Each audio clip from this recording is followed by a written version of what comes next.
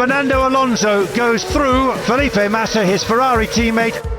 And Haas have engineered a chance to get Hulkenberg into the points. Hamilton might try and get past Alonso here. Alonso locked up. This is going to give him a big chance now. What Fernando Alonso did there was brilliant defending. Hyper-aggressive, running him out the outside. Now Lewis, another chance. Wow, Alonso is just brilliant at defending, isn't he? What a great job he did there. I tell you what, Fernando Alonso is doing a wonderful job defending, not just for himself, but also for his teammate, Esteban Ocon, leading this race at the moment, who might have been thinking, I could be under pressure from Hamilton here, but Fernando, can you hold him up for a little bit? DRS once again for Hamilton. Alonso makes Hamilton go the long way round the outside. Oh, they almost touch. Hamilton has to back out of it. This time he's alongside, and I think they might have touched there as well. Hamilton had to back out of it. Alonso somehow is keeping Hamilton at bay. Esteban Ocon is going to be a Grand Prix winner in Formula One. Ocon wins the Hungarian Grand Prix. Fernando came fifth, but he is probably the reason that you won. He held off Hamilton for a long time. What a legend, what a legend. Well, that's great to see, the team spirit. That's awesome that Fernando is celebrating his young teammate in that way. If we come to the last lap and you're leading, Eddie is second, will you let him through? We all know the answer, yes. Which is? Yes. Michael Schumacher's out in front, Irvine's right with him, and they could be thinking about team orders. He's let the Ulsterman through. Eddie Irvine now leads the Malaysian Grand Prix, but it's allowed Coulthard to close right up. And Coulthard makes the move, side by side, and the Scotsman does it. Coulthard's in trouble. His McLaren's lost fuel pressure. Schumacher moves back into second. Irvine's lead looks safe, protected by his teammate, but it's a frustrating race for Mika, stuck behind Schumacher in third. The Ulsterman keeps his fingers crossed, hoping to get back out in front. There's Schumacher and Hakkinen. Irvine rejoins in third. Hakkinen's in, and his race with the Ferraris is all but over. Schumacher having done a fantastic job for his teammate. But will Schumacher do what he promised and let Irvine past? Irvine's right on the German's tail and goes through to first place. Irvine first, Schumacher second. A great result for the Italian team. This guy's depressing. Not only is he the best number one, he's also the best number two. Tsunoda's been looking for that pass lap after lap. Magnussen doesn't want to give it up. Brilliant racing from the pair of them. Magnussen knows that he's not going to score a point in the race. That is defiance, and it's cost Yuki Tsunoda because Esteban Ocon finally gives Alpine something to smile about. It means so much to Haas to get a point, and they might actually get it with Magnussen driving like this, with Hulkenberg up the road as well. So inadvertently, this defensive drive that he's having is massively helping out Nico Hulkenberg to pit and come out ahead at this stage. As Hulkenberg comes into the pits, given a gap by his teammate, and Haas have engineered a chance to get Hulkenberg into the points. Great job, Nico.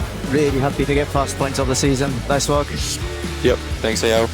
Not a great day for me, of course, but then I think I made up for it with the effort on keeping everyone behind to create a gap for Nico to pit, and he scored a point today, so that's super important. Hey, we'll be looking to hold up Lewis. I think it's best to do that. Lewis will be nervous of the back of the Red Bull, and Perez will have a lunge up the inside. Inevitably, Lewis cuts back underneath him, and that's exactly what we expected to happen. He will now drive past him, give him a cheery little wave, and that was about all Perez could do, or was it? No. Perez with DRS is coming back into turn 9. Okay, back him up through here. So he is going to hold him up just that little extra bit. This is a very, very good tussle here. Perez as absolutely on the limit and as fair as he can be. And parked on the apex of the slow corners, so plenty of battery and DRS. Hamilton's going to try and get Perez into turn 1 and have to go the long way around the outside to do it, and can't quite do it. Perez playing the ultimate team game here for Max Verstappen, and this is really frustrating Lewis Hamilton. It's going to be hurting his tyres a little bit as well.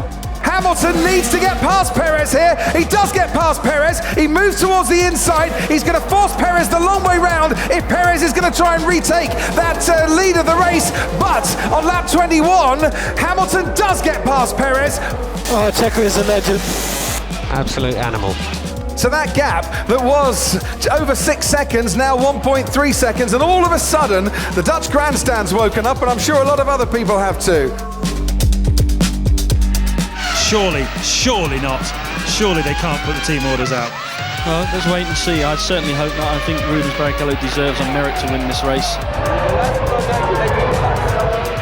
It doesn't look as though there's going to be any team orders here, and nor should we ever really have believed there would be. Oh, he's getting very close to Michael Schumacher, but Rubens Barrichello comes through. He's not going to let Michael through, is he? Yes, he is! No! I do not believe it! I do not, Adam and Eve, what is going on? In the interest of Ferrari and the Drivers' Championship, we've made the decision. What should I do? I have on the contract that I have to obey orders as much as Michael. He has on the same clause. So if I disobey right now, I just beginning of my 2.5 years of contract. So people would ask me, so why don't you go back to a team that you top? Maybe they want to give a car for me to win.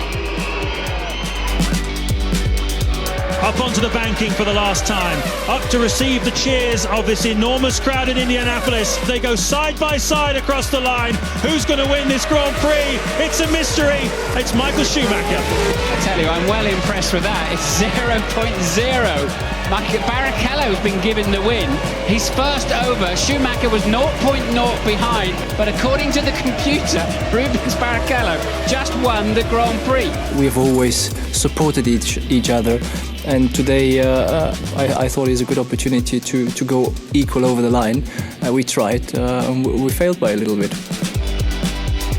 Okay, man, look, I got a lot of pace. Now let me use it. If I can't catch them and get past them, have to let them back past. Lewis Hamilton has got past Valtteri Bottas. There we go. Now. Yeah, they've made that order at Mercedes. So make sure you can stay close to Lewis so that we can re-invert the cars.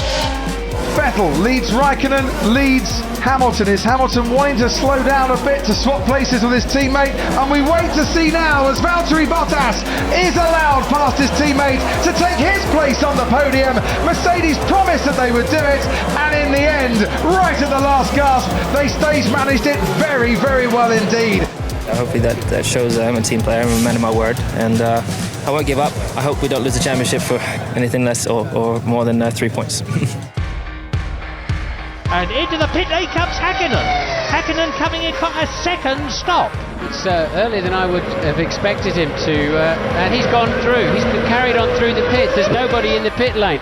That was earlier than I would have expected. Presumably, he obviously may have misheard something on the radio or whatever. He came in the pit lane, nobody there to see him, and he carried right on through.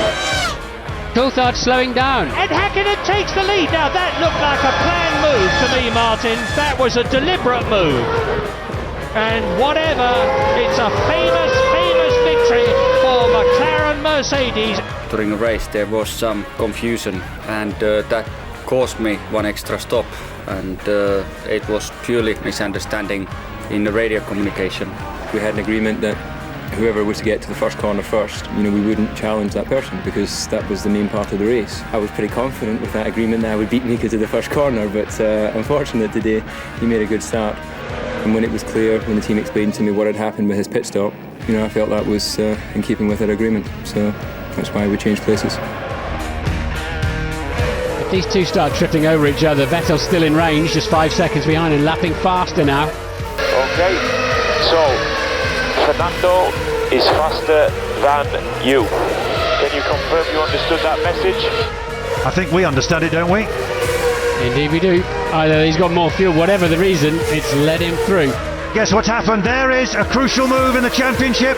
Never mind the race here in Germany. Fernando Alonso goes past or through Felipe Massa, his Ferrari teammate, and into the lead. He's been saying for the last few weeks, and said it again here in Germany, I can win, I will win this World Championship. Well, he's certainly taken a big step towards it because he's won here in Germany. Did you feel that you weren't allowed to win that race today? No, the only thing I feel is that we're working for the team, and we're doing a very good job, for the team, and that's the most important thing. So you need to let Lewis buy into turn 13 this lap. Why was that? So Vettel has DRS, gap is 1 second. I have so much more pace, guys. Valtteri, it's James. We had a risk with Lewis against Vettel. He has a small blister. I had to do this to make sure we secured this. I understand. Valtteri Bottas has just let Lewis Hamilton pass. Lewis Hamilton has delivered one for the team today. He's going to go on to score the win.